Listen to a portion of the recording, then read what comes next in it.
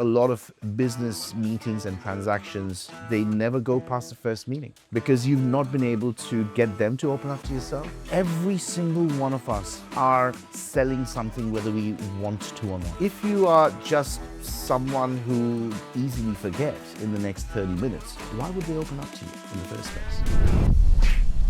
Today's episode, I think, is an interesting one because we'll be tasting a very special cask sample that's 34 years old. We've done this for 20 plus years in relationship building with clients all over the world. You will get 7 no's before the yes. No! God, please, no! No! The reason why people say no is not because they're not interested in the product. It's the requirement for them to get more information. Blair Atholl 18-year-old sherry. You may be a subject matter expert.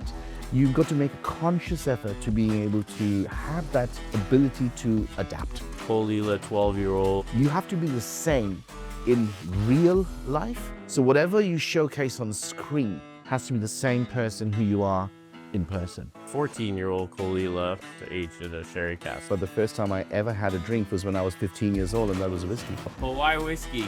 If you're in India, there's 2 religions. One's cricket, the other's whiskey.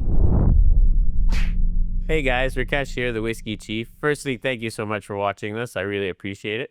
If you could like and subscribe below, it really helps us bring the best whiskeys to you and keep doing this show the best we can. Thanks. Welcome to a very special episode of Whisky Unfinished. 2 reasons this episode is special. 1, we're filming here in Singapore for the first time. And 2, this is actually our brand new office in Singapore, Casks of Significance office, which Joseph is now leading. And welcome to the show, Joseph. Welcome to the team. Joseph, great to have you. Likewise, and I think we should start with the clink of the glasses. Yeah, that's cheers, alarms.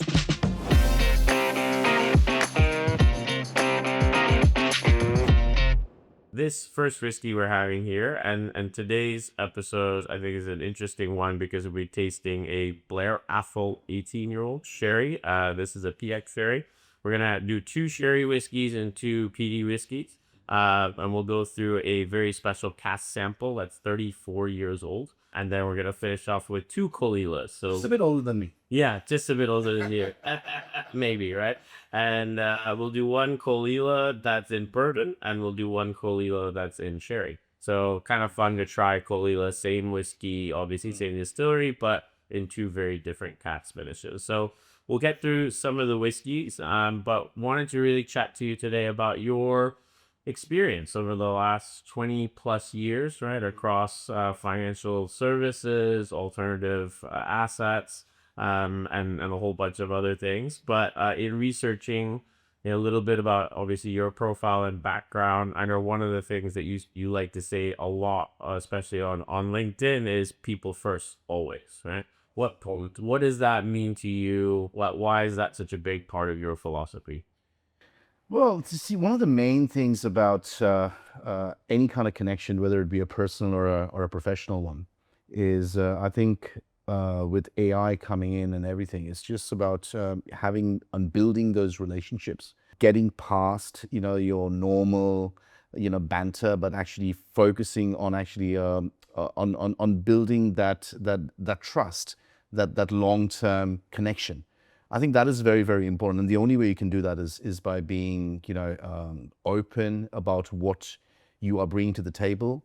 Listening more than speaking is very, very important as well. I mean, getting the other person to sort of,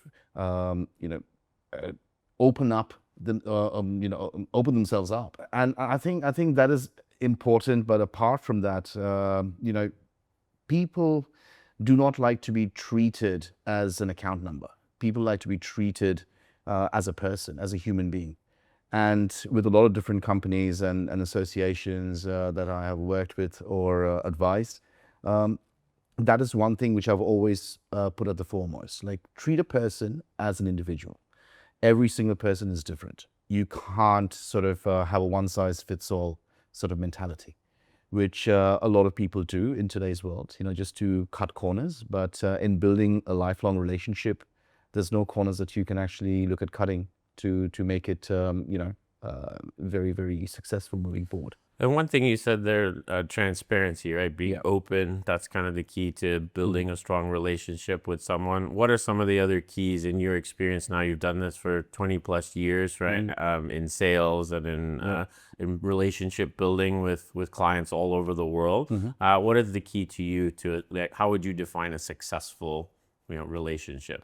I think the way to define a successful relationship is like when you are meeting a client or an acquaintance, maybe after 5, 10 years in a different part of the world, and that person greets you with a hug, and that just shows that it transcends any kind of a transactional commitment that you may have had in the past, but that you've actually gone past that first level and that layer, and you've created a connection, a long-term connection. And that is something which is very important to me. And that can only be done through integrity. That can only be done through actually focusing and practicing what you preach. I mean, a lot of people would be like, this is it's sales jargon. No, it's not. It's relationship attributes, which one must focus on when they are whichever industry they're in. And the other thing which I always say is like, whenever you walk in through any door in life, people should view you to be the person who you are rather than the product that you're pitching. And that's important because when people like to do business with people who they know, like, and trust. And the only way you can focus on that and stuff is by being you, having a proper belief in building that relationship, getting to know that other person, and that must come from within. And so who is the you? Let's introduce Joseph to the audience that's watching. Who is the you? Tell us how you define that. Well, I mean, it's I've had a very, very interesting past, I would say. I'm the only child of a single mom, growing up in Calcutta, India, which is the eastern part of India. It was a lot of you would remember. It was the capital of the country during the British Raj. Right. So it's called the City of Palaces, and went to an international school to start with, and moved to Australia when I was 17 years old, which I guess has shaped my career quite a lot. I do remember, and maybe I shouldn't say this on a podcast, but the first time I ever had a drink was when I was 15 years old, and that was a whiskey. Okay, really? And how did that come about? Well, it was just, I always looked older than my age, and I started growing facial hair a lot faster than some of my peers, and I used to sometimes need to go to the bottle shop to buy for them because I looked older. I looked over 18 when I was 15. You were the designated go get us the booze. In a way, as well as a designated driver as well. But why whiskey? Well, if you're in India, there's two religions. One's cricket, the other's whiskey. So, and if you're a man, that's your rite of passage. So if you start on any kind of an alcohol when you're in India, and you're a man, it has to be whiskey. Yeah, that's interesting. I think that for me, I always thought like a beer was probably the first thing that I ever had. Yeah. But I realized recently that actually when I was a kid, my dad used to have me like make the drinks for him and his friends, right? Right. I think that was when I was like 11, 12, 13, whatever age that was. Yep. And my dad always drank Cutty Sark, right? Whiskey, right? So he was Exactly. a big Cutty Sark and 7-Up. That was his go-to. And I'm pretty sure I definitely snuck, a little sip of that way before So I. you started before me at the age of 11. Yeah, probably. I think I was much older by the time my dad officially let me try a beer. But looking back now, it's kind of funny. Obviously, ended up in the whiskey industry, but that's where it all started. So, speaking of whiskey, let's try this first one. Absolutely. And we're gonna try to talk about it a little bit and rate it. I've not had this whiskey before. Blair Atholl, not one of the largest brands in the world, but a really, really interesting distillery up in Speyside. This is their 18-year-old. It's at 44% ABV. And what's interesting about this particular release is that it was aged its whole life in a PX cask. So that's in a port finish, particular Pedro Jimenez finish. So that gives it, I think, just sort of this lovely amber color. I'm definitely getting that Pedro Jimenez sherry, PX sherry on the nose. And that's just a lovely whiskey to me. I mean, I think that's very easy to drink. I think I'm going to try it with a couple of drops of water just to help open things up a little bit. But I think it's a really, really nice whiskey. So we'll rate this out of 10. 1 being utter shite, and 10 being Scottish freedom. So on that scale, think about what you would give this. I would give this a solid 8.0. I think this is a really nice, well-developed, well-balanced whiskey. I like the finish. I like how it lingers. There's not too much, wrong with it, really. What do you think? Well, firstly, just from the smell, and now I know what my late maternal grandmother used to put in her cakes for Christmas, Oh, yeah. because it does remind me of Christmas in a glass in a way. It's sweet, floral. It's got that kind of spicy kick to it as well, and Yeah, I it's like the definitely spice that comes in on the yeah, and that- it's that's what it, things that it's linger. yeah, it's really really nice. It's taken me back now. I would say, not showing my age, but more than 40 years. So this is really interesting. And I guess one of the main reasons is I've got a sweet tooth. I mean, I'm Bengali, by background. So we love our rasagullas and our sweets, right? Yeah. But this really is a very smooth, it does remind me a little bit of Sherry Macallan. Would you Yeah. like to say that? Yeah, I think that's the style. It's definitely that space side sherry style. I think this bottle probably cheaper than an 18-year-old Macallan, and I would probably prefer this. I think this, because of that PX cask finish, or cask maturation. I think it's just doing really, really well. So I give this an 8 out of 10. What would you give this? Yeah, I would definitely give this a solid 8.5 Okay.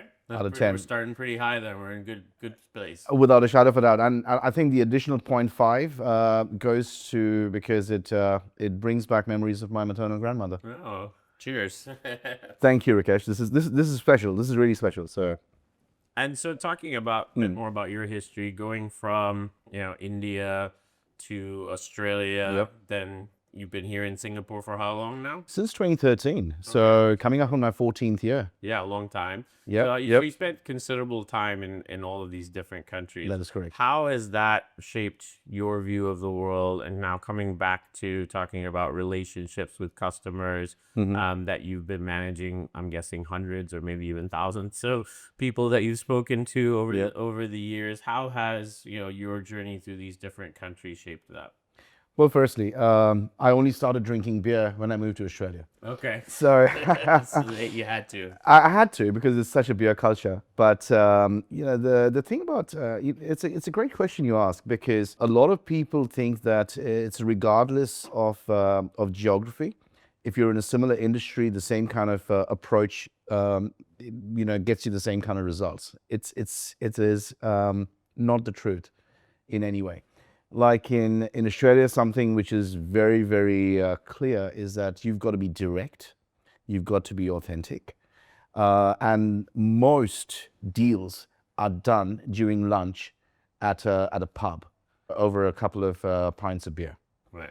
But that's Australia for you. Here in Singapore, it's more about, in my opinion, a longer term credibility that you bring to the table.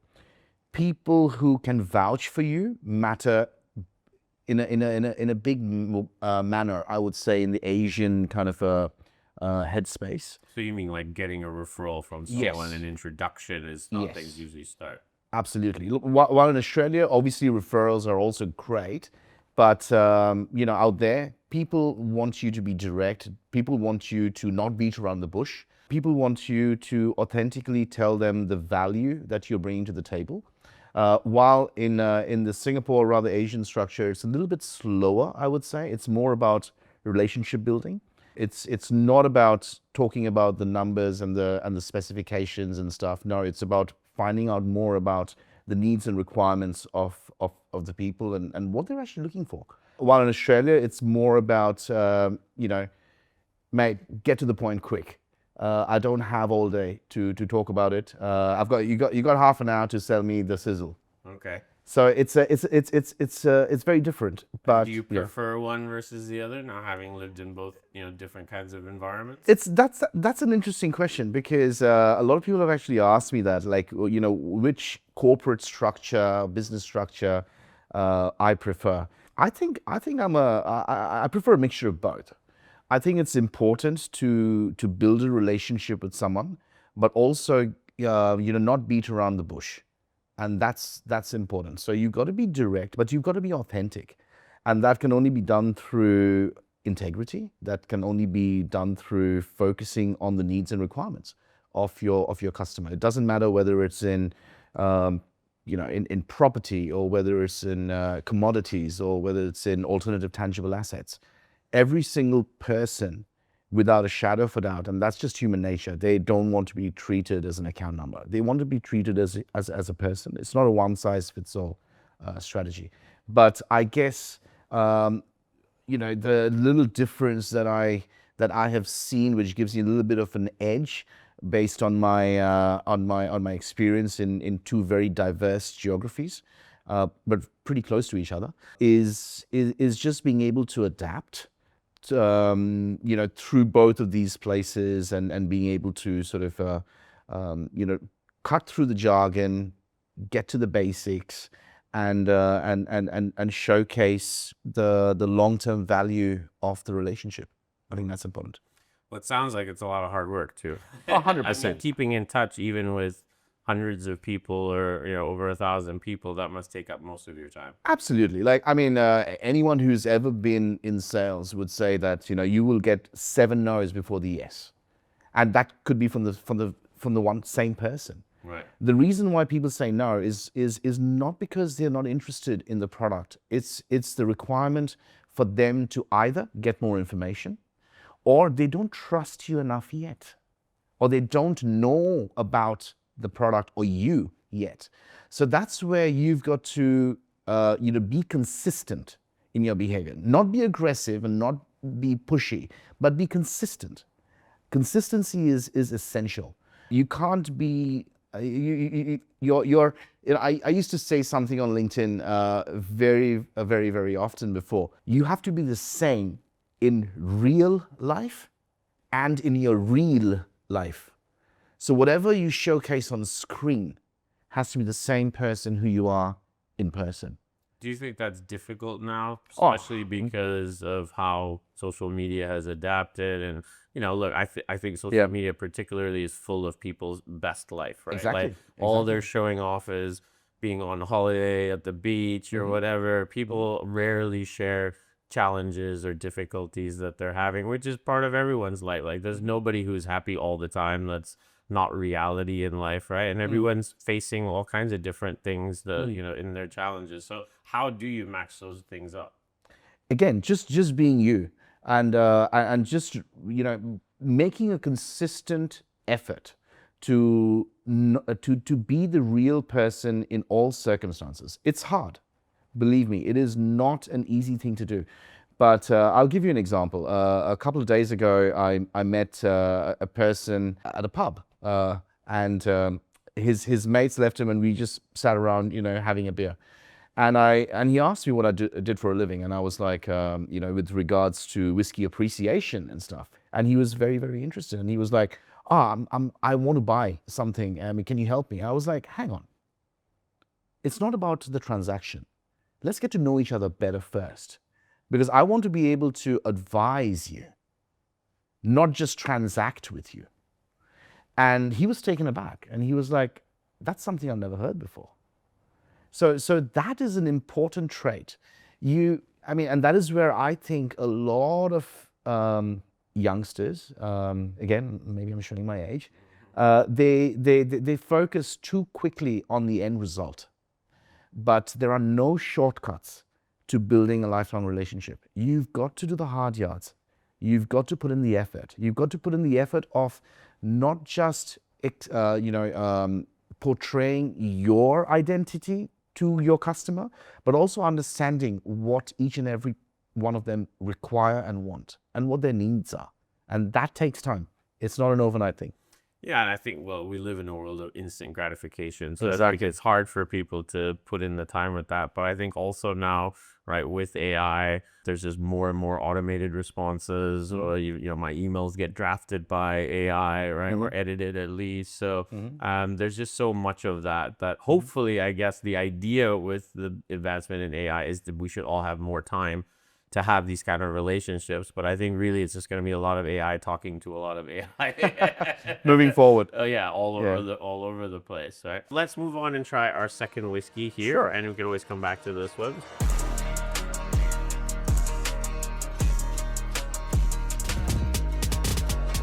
Second whiskey is a special one. This is an Aultmore, also Speyside distillery. This is a cask sample, so this whiskey is still in the cask at our warehouse in Scotland. This is a 34-year-old aged Aultmore. The sample was drawn recently, and this is at 53% ABV, so still at cask strength, gonna be a little bit stronger. Oh, that's definitely got some punch on that first sip. I'm gonna need to add a little water to help open that up. But That's interesting. I actually prefer it like this. see, this is the best thing about whiskey is everyone likes Different it the way they preferences. like it, right? Some Yeah. people enjoy it with a little bit of water. Some people put ice in their whiskey. I think Mm. you should have whiskey however you want to have your whiskey, right? I That's very true. suggest to everyone that you try it on its own first, but Yeah. then if you want to add some water or anything, just don't add, Coca-Cola or anything. That's not for this kind of whiskey. No, without a shadow of a doubt. I mean, that'd be doing it a huge injustice. I remember when I started in the wine industry, and when I was this is back in like 2009, 2010, we were doing wine events in China, and this was still very early in the wine education process. And Right, there was a right, right, really, really big dinner, and there was a lot of Chateau Lafite being served. Wow.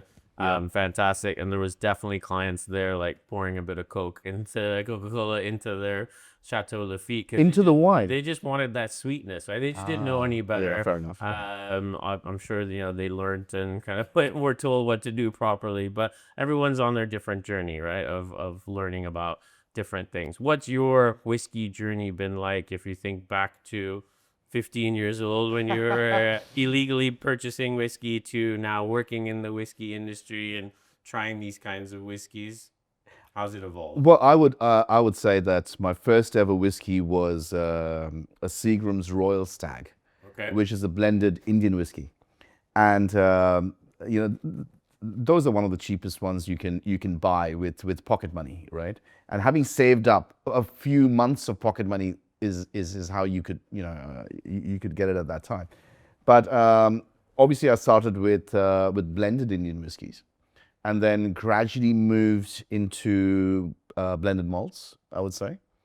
And bad habit, I am a smoker, but when you are having a cigar, I think that's when a single malt really does that pairing beautifully. Yeah, interesting. Yeah. You really enjoy that together. I absolutely love, to sit, and listen to some jazz in the background, light up a nice cigar with beautiful single malt.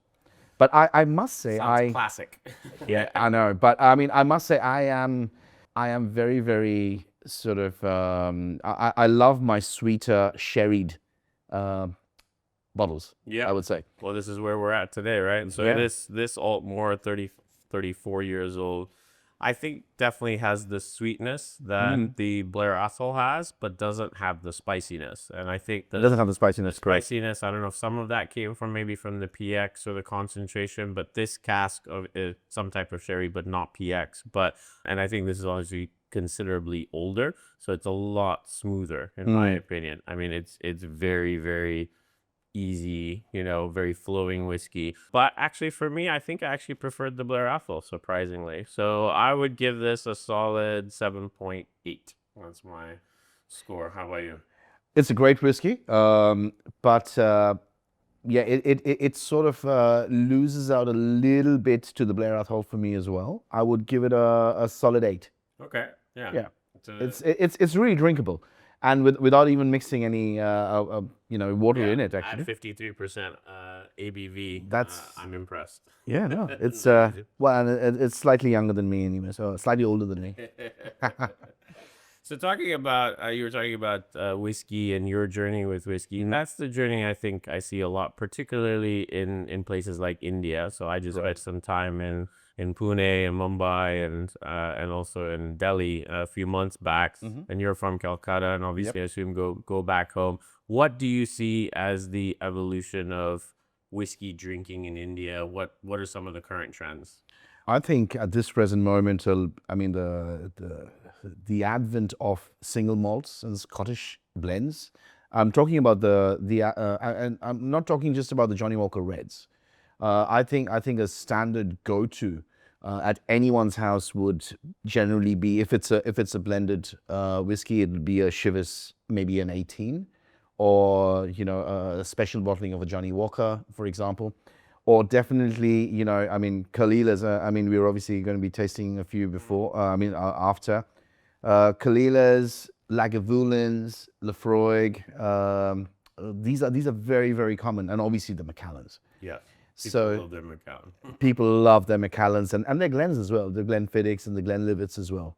So I think a lot more access has come into the market, as well as the demand for single malts in India.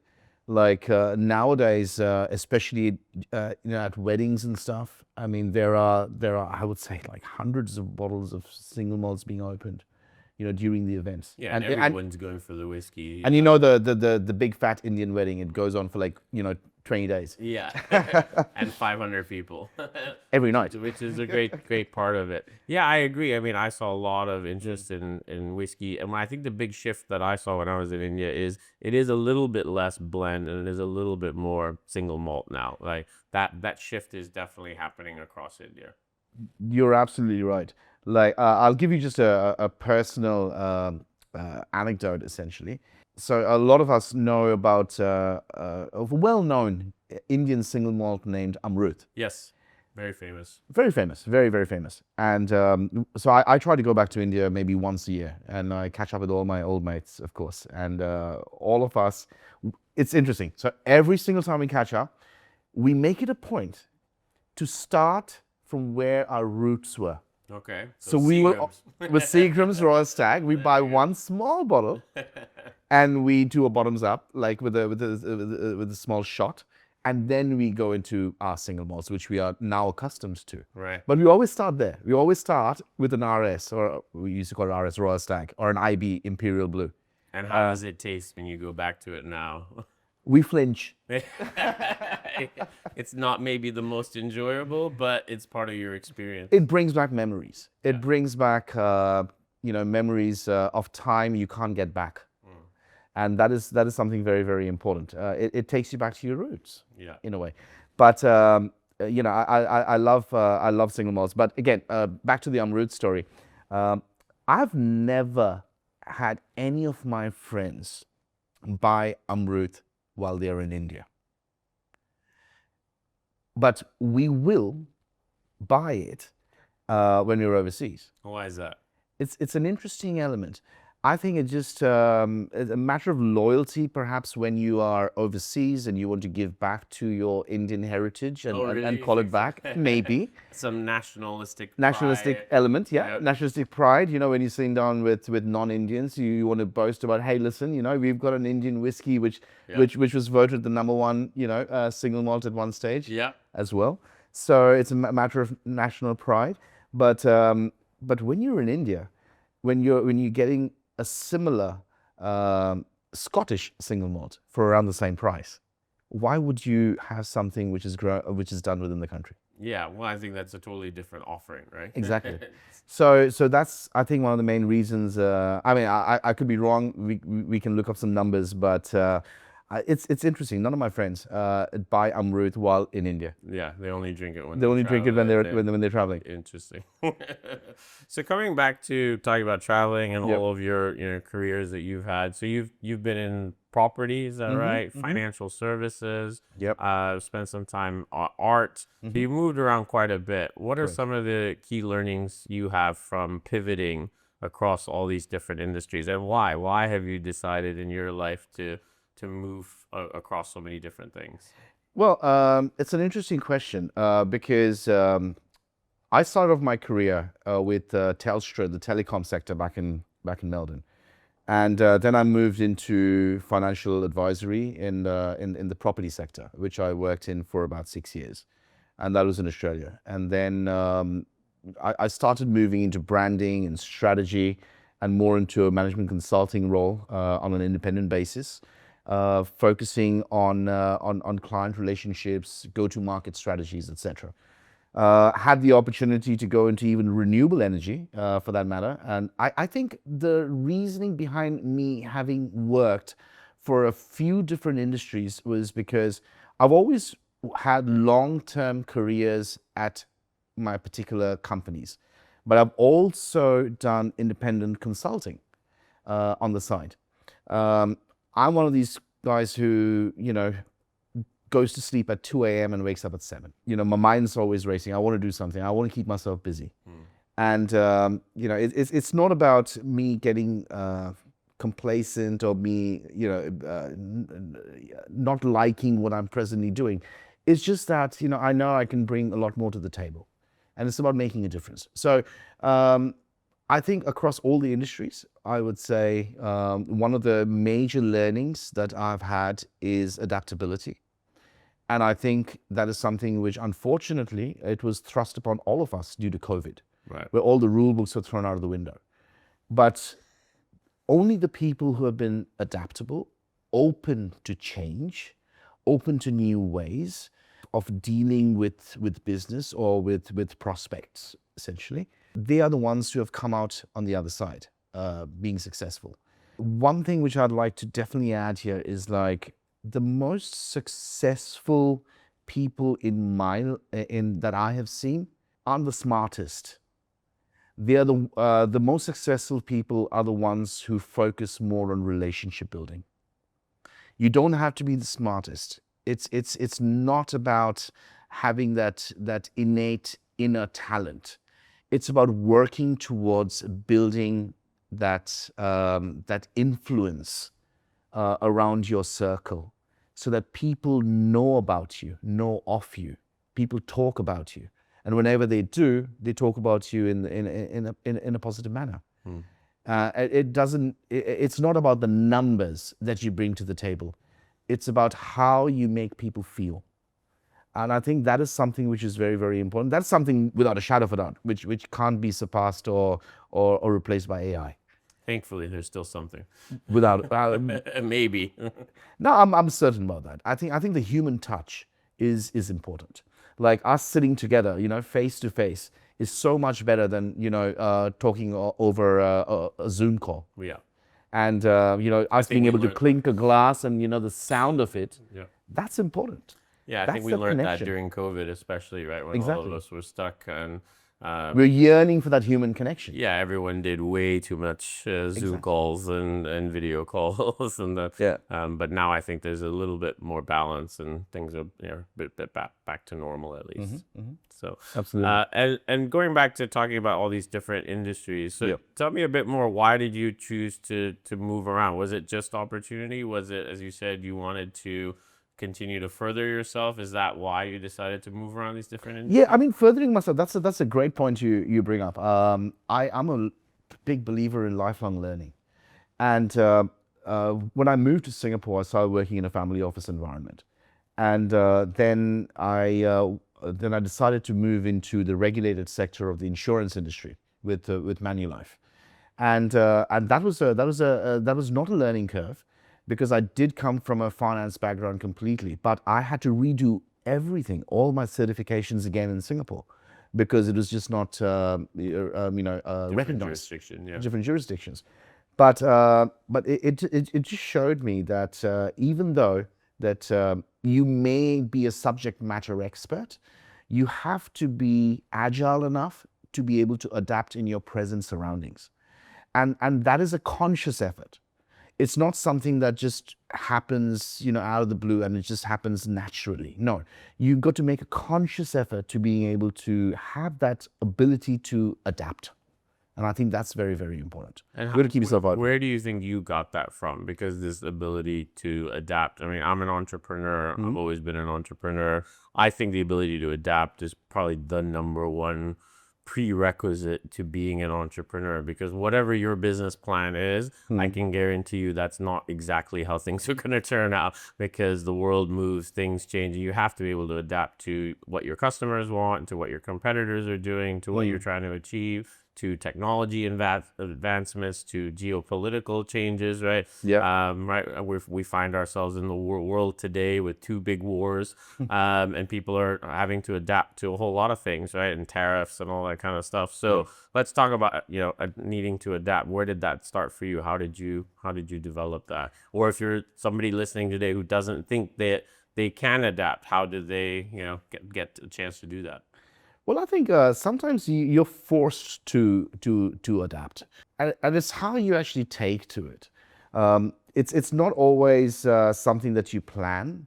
Like, for example, back when I was in Australia, I had to. So I had a printing franchise out of the US. I mean, you spent some time in New York, so Minuteman Press International, one of the largest printing franchises in the world. And I was one of the franchise owners there in Melbourne. And my wife, she had to go to Bond University back in the Gold Coast to finish her Juris Doctor. It was a choice whether myself staying in Melbourne while she was in the Gold Coast, and or whether to move with her and then sort of focus on a different kind of an opportunity. When I moved to the Gold Coast, I obviously sort of paused my involvement in my own company. But when I moved there, that gave me a lot more opportunity with regards to renewable energies. So that was a moment when I had the opportunity to work with Sir Richard Branson, for example. Oh yeah. When he was doing the Virgin Active Studios into Australia. Apart from that, I had the opportunity to work with Energy Australia with their back to grid solar power elements, which started between 2008 and 2011.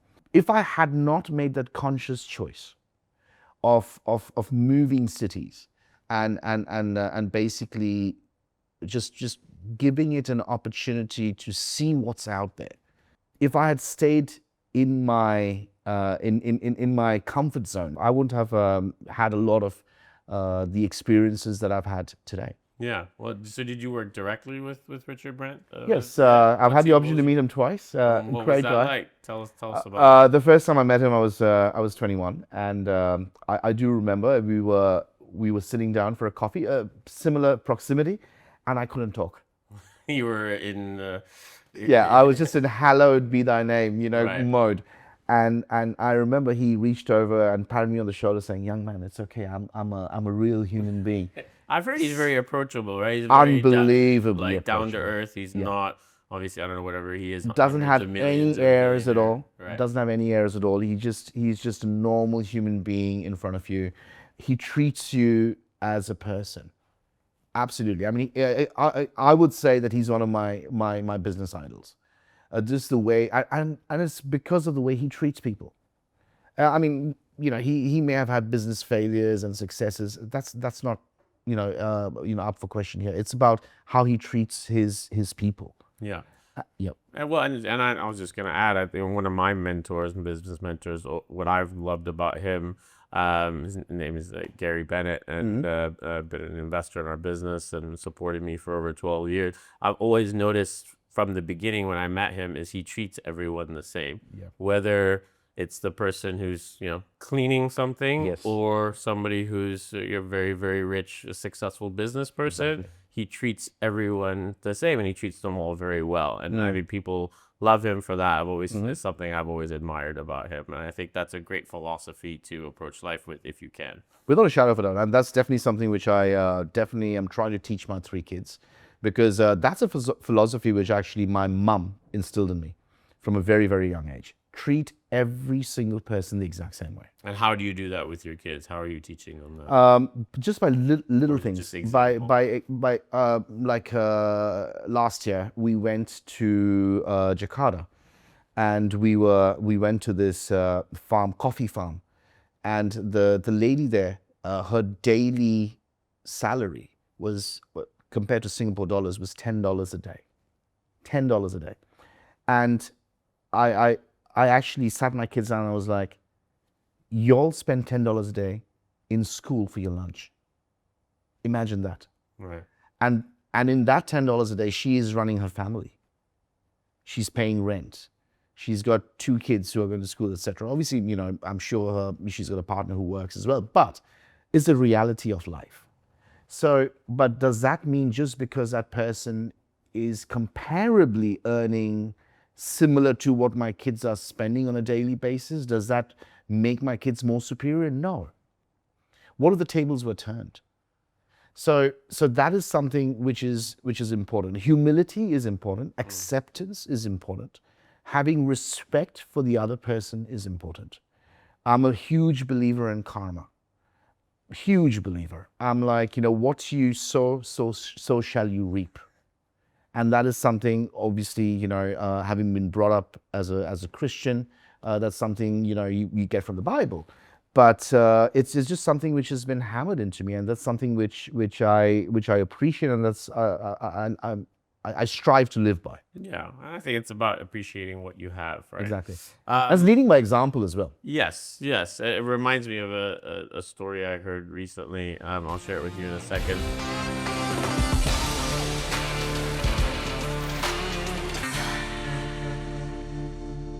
I suggest we'll do something a bit different. We're going to try whiskeys 3 and 4, I would say side by side, because they are both Caol Ila. So we're basically trying a Caol Ila 12-year-old standard edition, right, which is aged in bourbon cask. And then we're trying a 14-year-old Caol Ila, which is a special Berry Brothers and Rudd bottling, but done in a sherry cask, so aged in a sherry cask. So both Caol Ila, only a couple of years different age, but we'll talk a little bit about cask influence and what that means. We'll try these whiskeys, but they've got a huge color difference though. Yeah, if you look at both of these side by side, right, it looks like they're definitely not the same whiskey at all. Exactly. It's like night and day. Right, but actually they are exactly the same distillery, right? And even on the nose, I would say they're actually quite different, though you do get some of that obviously smoky peaty the smoky element is there, is there, but then it's mixed, right, with sherry, which I think is interesting. There was this kind of fable I heard recently related to what you were talking about that I really enjoyed. And so there's a fisherman in Mexico, and a very rich guy goes to near that village or whatever on holiday, and he sees the fisherman, and he's talking to this fisherman. The fisherman tells him about his life. He goes, well, every day I go out, I catch fish, and then I come home in the evening and I cook the fish for my family, and then we eat, and that's my day. And so the rich business person tells him, well, what you really should do is start fishing for more than just yourself, so you can sell the fish at the market. And the fisherman says, well, why would I do that? And he said, well, if you can do enough of that, hopefully you can save up, and then you can start, get a second boat, get a third boat, and you can have a team of people that, would be helping to do the fishing every day. And the fisherman said, well, why would I do that? He said, well, if you can grow that business big enough, then maybe you can get into the supply chain and move up the supply chain and start doing more distribution. And he says, well, why would I do that? He's like, well, eventually one day you could have, the largest fishing company in the world. And he said, well, why would I do that? He's like, well, so you could sell it and relax with your family and just go fishing. And he said, well, that's exactly what I'm doing. That's what I'm doing, right? That's brilliant. So I think it's an interesting fable. The point of the story is not that you shouldn't do anything or you shouldn't have ambition. Obviously, you should have ambition. I think the point of, at least what I take out of it, is that you should be thankful for where you are as well, right? And even though going on the journey actually might bring you back to where you started in some ways, it's not the same as not going on the journey, right? Because you have to go on that journey to have those realizations of what really is happiness for you, what's important to you, what do you value, how do you want to bring up your kids, right? That all those things come through the experiences you've had and the journey that you've been on, right? So Without a shadow of a doubt. Without a shadow of a doubt, sir. story. Right. So let's talk about this Caol Ila a little bit. So we've got one in bourbon.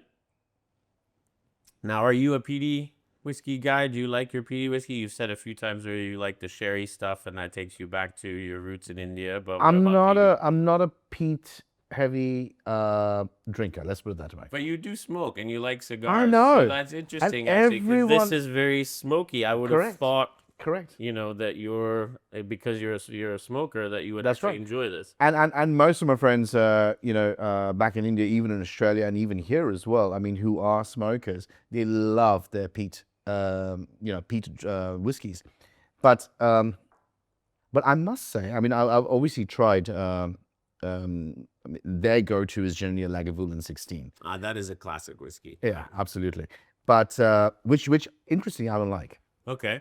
But this is definitely not as strong as that. I think Caol Ila generally known for in Isla being on the lighter side, right? This is not a Lafroig. This is not an Ardbeg. This is not heavy peat.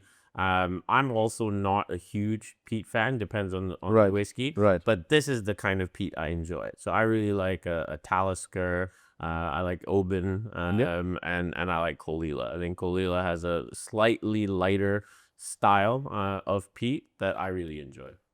This is interesting. I actually, I don't mind this. I really don't mind this. I was expecting, and I was like, we've got two peated whiskeys to taste today. And I was like, that's going to be interesting, because I wouldn't automatically reach for a peated whiskey if I'm out. That's not your first choice. That's not my first choice. But this is surprisingly easy to drink. And it's got this really interesting sort of an aftertaste, I would say, which I'm assuming this would go great with like barbecues and meats and stuff. It can, I think again it's personal preference. For me, I actually like sherried whiskeys with like if you're having like barbecue pork, chashu, Right. like that kind of food. I actually think sherry whiskey goes very well with kind of the oiliness of any of those kind of generally fried kind of foods, right? Fair, Or roasted fair. meats kind of food. But I can see how people would also like the Caol Ila stuff. Yeah. That's one of my favorite things about drinking whiskey is well, two things. One, people love sharing it, so the whole point of having a whiskey is doing this. Indeed. And then I think the second thing is everyone has their own palate and has different ways that they like doing things, and I think that's the beauty and the fun of it, is you get to choose your own adventure. Have you tried the sherry yet? So let's No, try not these yet. side Not by yet. side. Not yet. Okay. We'll do these side by side and we'll rate them both. So in a lot of your, previous LinkedIn posts and things, you've talked a lot about EQ, right? Which is emotional intelligence, right? Give me a real world example of how that's been important in your life in a leadership. Ooh, I think that's a great question, because I think one of the main things that I have always focused on is my CARE strategy. That's an acronym, CARE as in CARE. So so it stands for connect, appreciate, relate, and engage. So the connect stands for, and that stands for every kind of relationship or interaction that you have with anyone. Whenever you are speaking to someone, whether it be from a professional or a personal viewpoint, you have to connect meaningfully. It can't be superficial. It shouldn't be superficial. Appreciate their presence, which is important, because that shows respect for the other person without you even trying to show it. So don't it's just like, be in the moment. Don't just be distracted by your phones or stuff along those when you're having a conversation with someone. Appreciate the situation. Relate. Make yourself relatable. And that's important, because again, the know, like, trust factor. Every single one of us are selling something, whether we want to or not, at any single moment. And a lot of people have asked me, how is that even possible? I was like, okay, let me give you an example. So let's say a bunch of friends. you'll meet at a pub, and you'll have a few drinks, and then you'll decide to go somewhere else for dinner. If there's 6 of them, there could be 3 different alternatives discussed. But you all don't go to 3 different places. You'll only go to 1. So the person who's actually suggested the place where you all go to is the best salesman. Right. They've convinced the group that Exactly. this is going to be the best experience. Precisely. So we're always in a situation where we are either being sold to, or we are selling an idea or a thought or something along those lines. So the relatability factor is essential. You've got to be able to make yourself relatable so that you can also get the other person to open up to you. Because if you are just someone who they might easily forget in the next 30 minutes, why would they open up to you in the first place? And that's where a lot of business meetings and transactions, they never go past the first meeting, because you've not been able to get them to open up to yourself, because you yourself haven't opened up to them. And the last element is the E, which is engage. Now, when I say engage, is not about engaging in a duel with swords. No, Right. it's about follow up. You cannot expect everything to be done on the first day, and it has to be it has to be conscious follow-ups, and in a respectful manner. You've got to engage with them based on mutual respect again, and be able to focus on their needs and requirements. So the care philosophy, which I have spoken a lot about in the past: connect, appreciate, relate, and engage.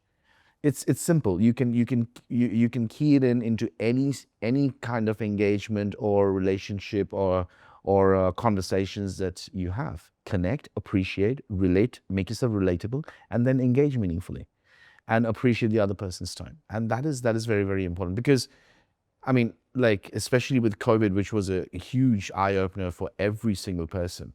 I mean, I think what I have noticed is, like, there was tremendous pressure among everyone, a lot of industries, leaders in different industries. But pressure, I mean, it does not build character, in my opinion. It actually shows it. Mm-hmm. And I think that is very, very important. And that is where your actual true essence, or your inner element, whether you're actually a proper leader who people will look up to, or you're just a leader who people want to just engage with because they have to.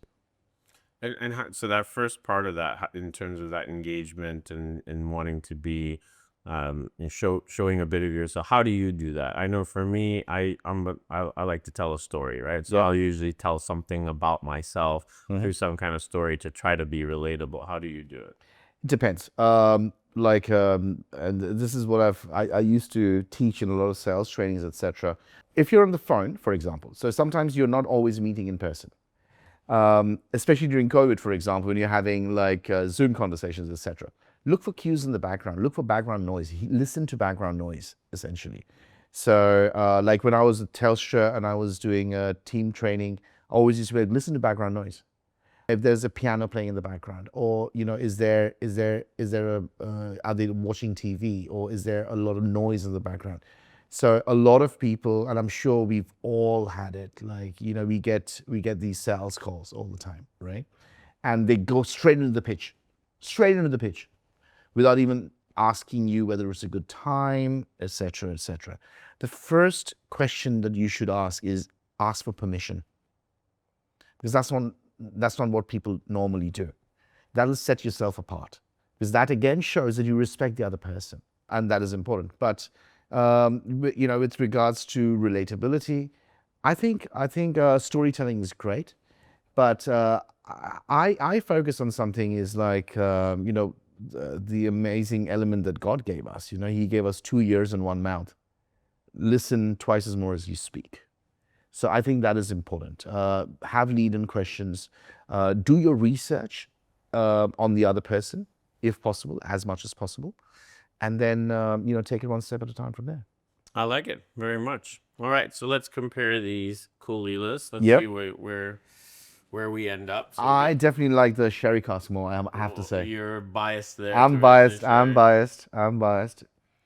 Pretty strong for me at 55%. Surprisingly, very, very surprisingly, I'm actually going to put the bourbon Caol Ila ahead of the sherry cask. enough, And I fair actually really like this new, I would say relatively new style of whiskey that's developing quite a lot, which is to do peat and sherry. I actually Interesting. I think Caol Ila is one of the best distilleries actually that holds up nice to sherry. I think this actually works really, really well. Maybe it's just today or my palate or the whiskeys we had last night, but at this moment, this 55% is just too strong for me. Even with a little bit of water, it's coming off harsh and unbalanced, in my opinion. Interesting. I'm going to just cleanse my palate with a bit of water now. Yeah, and I think the 12-year-old is just sitting very, very nicely for me. So I'm going to go Caol Ila 12, solid whiskey. Yeah, 7.2. Caol Ila in sherry cask. A little bit less than that. I'm going to go with a 6.8. I actually just prefer the standard Caol Ila 12. But it's fun to try them together. It's interesting because if I was to sort of without tasting them, I would, because obviously the single malts and they're great whiskeys if you sort of research them, etc., and how they're made and everything. Automatically, without even tasting, I would give them like a 5, like a neutral element. But I'm very surprised that I do like the original Caol Ila, more so than obviously Lagavulins and Lafroigs and Ardbegs that I've tasted before. Well, there we go. We've introduced a new whiskey to your portfolio. It is interesting. But I would say that I would give it a 7. Okay. I would give it a 7. The Caol Ila 12. The Caol Ila 12. It's very drinkable. It's nice. But I am more, I'm partial towards the sherry. What would you give that? That's a good question. I'd give it a 7.3. Okay. So just Slightly more, marginally better. Okay. But if I was to choose between both of them, I'd choose the sherry. Okay. Yeah. Great. So that's interesting. You've opened up a whole new world of PT drink for me. There you go. Good. Mission accomplished for today. Mission accomplished. And if you're listening and not into peat, check out Caol Ila 12. Maybe it's your cup of tea, as Your they go-to. say. Yeah. Last question. Sure. We'll wrap things up. Again, coming back to, you've been in property, you've been in art, you've done different things in finance. Yeah. What's the common thread there in terms of what you think high net worth individuals, collectors today are looking for? What's important? Love that to them? question. What's Love that important to question. And to try to start answering that question, I'm actually going to take you to one of my favorite marketing campaigns, in my opinion. I mean, whoever came up with that tagline should be given an Oscar, if there is the Patek Philippe tagline. You never own a Patek. You look after it for the next generation. Yeah, I do love that. That just sums it up for me. And I think that is where alternative, tangible investments like art, whiskey, property, like special kinds of like trophy properties are not something, it's generational. It's intergenerational rather. And it is an appreciation of an experience that you're talking about over a longer period of time. And that is where I think the ultra high net worth, the high net worth segment is focusing on moving forward. Because there are times in life, I guess, where it's not just about making money, but about creating memories. And essentially focusing on capturing some of those memories for the longer term so that you can share with people around you. And I think that's very, very important. How you can bottle time, let's put it, how you can put time into a bottle. And that is, in a way, what whiskey is. And that's the reason why I really love whiskey, because it's time bottled. Yeah, I love that. And especially when you get to try really interesting ones that are, Exactly. 12 years old, 30 years old, 40 years old. Precisely. You are going back and drinking something that started its journey a long time ago. Exactly. I mean, you can't have a 30-year-old tomorrow if you want it. No, you got to wait 30 years to make a new one. Yes, that's Precisely. very true. Precisely. Well, thank you so much for being a guest on Absolute the pleasure, show. Rickesh. Thank you so much for Solange. having me. Really enjoyed learning about care, learning about your background, learning about how different cultures have adapted to your techniques and your personality today. But I think the most important lesson I take away from this is just be authentic, right? Just be yourself in every situation. And don't be afraid to show people your true self. A lot of people are afraid to do that. And they think that people are going to judge you. The thing is, it doesn't matter. There will be people who judge you, but they're not the ones who are responsible for your life. Yeah, you guys. So just be authentically you. Be you. Perfect. Great way to end the show. Thank you. Thanks, Cheers. Rickesh. So Cheers. much.